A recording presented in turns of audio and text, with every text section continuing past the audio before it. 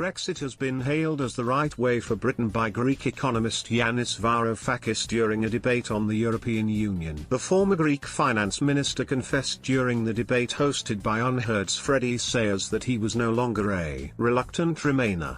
Mr. Varoufakis was a vocal supporter of Britain remaining in the EU during the 2016 referendum. However, the economist admitted that he has since changed his mind over Brexit. He also branded Brussels' response to COVID as a never-ending fiasco. Professor Varoufakis was asked by Sayers whether now looking back the once ardent pro-European had changed his view of the EU. He replied, "I think I have. Watching the never-ending fiasco of the last 13-14 months ever since the pandemic hit. Looking at the way in which yet again our great and good leaders in Brussels and elsewhere managed to miss the opportunity to do that which would be right by the majority of people in every country.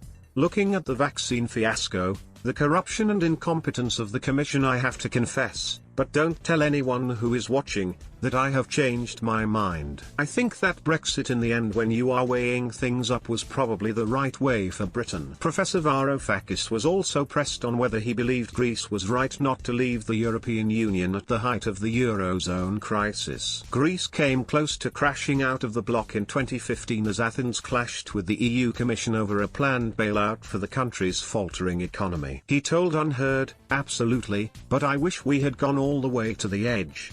I was trying to push our government all the way to the edge, but it turned out behind my back my Prime Minister had agreed with Angela Merkel that they wouldn't go to the edge and that he would capitulate." In July that year, the bailout was thrown out in a referendum with the Greek people voting 62% against and 38% in favour. Varoufakis, a member of Prime Minister Alexis Tsipras' cabinet at the time, recalled, "And I found out later that was the case when we got a thumping 62% of the people, very courageous people, saying no, we are going to go to the edge." But the Prime Minister on that night effectively overthrew the people. He had called upon them to back the no vote and that very same night said to me, "It's time to surrender."